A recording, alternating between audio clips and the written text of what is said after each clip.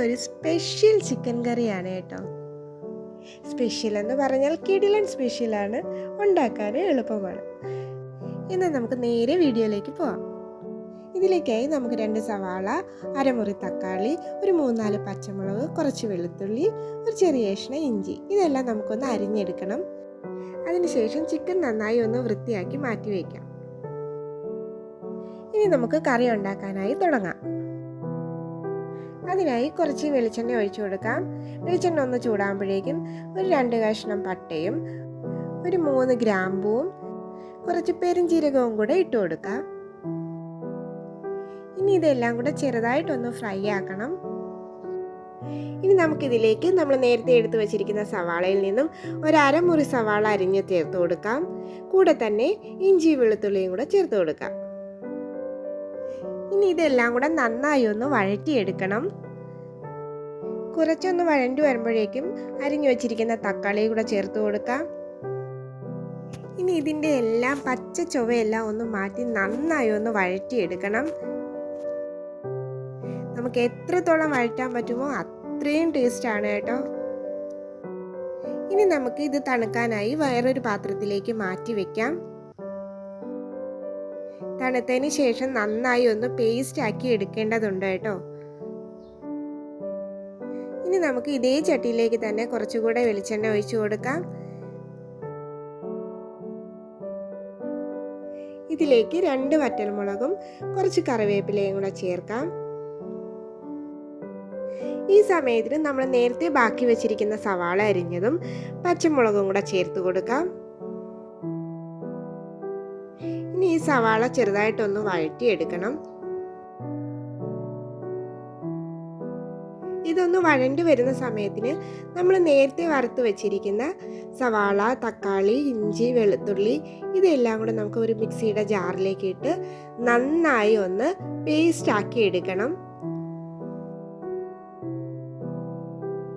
ആ സമയം കൊണ്ട് നമ്മുടെ സവാളയൊക്കെ ഒന്ന് വഴണ്ടി വന്നിട്ടുണ്ട്. ഇനി ഇതിലേക്ക് നമ്മുടെ മസാലയെല്ലാം ചേർത്ത് കൊടുക്കാം. ഞാനിവിടെ 3 സ്പൂൺ മല്ലിപ്പൊടി ചേർക്കുന്നുണ്ട്. കൂടെ തന്നെ 1 സ്പൂൺ മുളക് പൊടി, കുറച്ച് മഞ്ഞൾപ്പൊടി, കുറച്ച് കുരുമുളക് പൊടി എന്നിവ ചേർത്ത് കൊടുക്കാം. ഞാനിവിടെ എരിവ് കുറച്ചേ ചേർക്കുന്നുള്ളൂ. നിങ്ങൾക്ക് വേണമെങ്കിൽ മുളക് പൊടിയും കുരുമുളക് പൊടിയൊക്കെ കുറച്ചുകൂടെ ചേർത്ത് കൊടുക്കാവുന്നതേ ഉള്ളൂ. ഇനി ഇതിലേക്ക് നമ്മൾ നേരത്തെ വഴറ്റി അരച്ച് വെച്ചിരിക്കുന്ന പേസ്റ്റ് കൂടെ ഒന്ന് ചേർത്ത് കൊടുക്കാം. ഇനി ഇതെല്ലാം കൂടെ നന്നായി ഒന്ന് ഇളക്കി യോജിപ്പിക്കാം. ഈ സമയം തീ നന്നായി കുറച്ചിട്ടിട്ട് വേണം ഇളക്കാനായിട്ട്, അല്ലെങ്കിൽ പെട്ടെന്ന് അടി പിടിക്കും.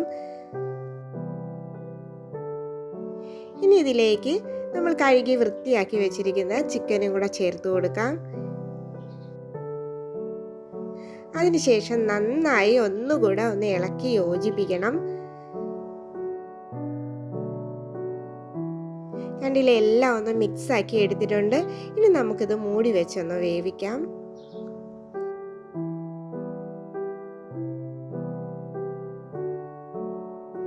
ഇനി ഇതിലേക്ക് കറിക്ക് ആവശ്യത്തിനുള്ള ഉപ്പ് ചേർത്ത് കൊടുക്കാം.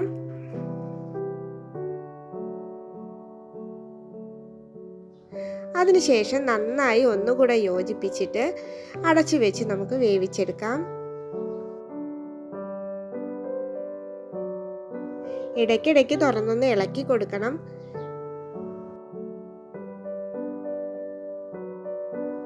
ഈ സമയത്തിന് നമുക്ക് കറിക്ക് ആവശ്യത്തിനുള്ള വെള്ളം ചേർത്ത് കൊടുക്കാം.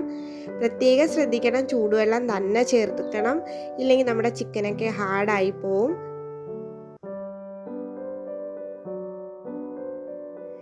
എല്ലാം ഒന്ന് മിക്സ് ആക്കിയതിന് ശേഷം നമുക്ക് ഒന്നുകൂടെ മൂടി വെച്ച് വേവിക്കാം.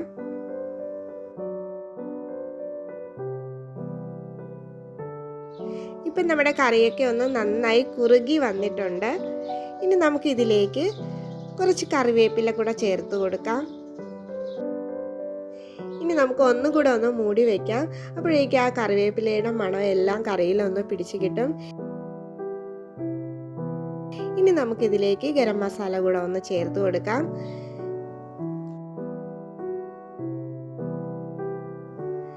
ഇനി ഒന്നുകൂടെ ഒന്ന് മൂടി വെച്ച് വേവിക്കുമ്പോഴേക്കും നമ്മുടെ കറി റെഡി ആയി കിട്ടും.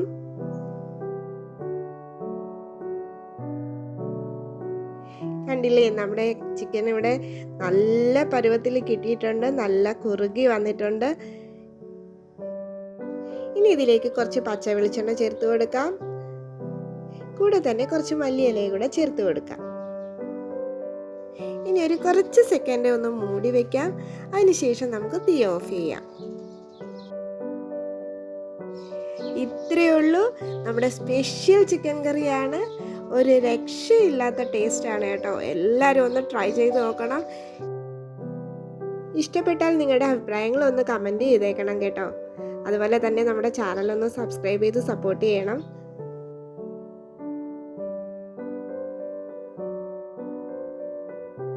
അപ്പോൾ ഇതുപോലെയുള്ള കിടിലൻ ഡിഷുമായി നമുക്ക് വീണ്ടും കാണാം. Thank you.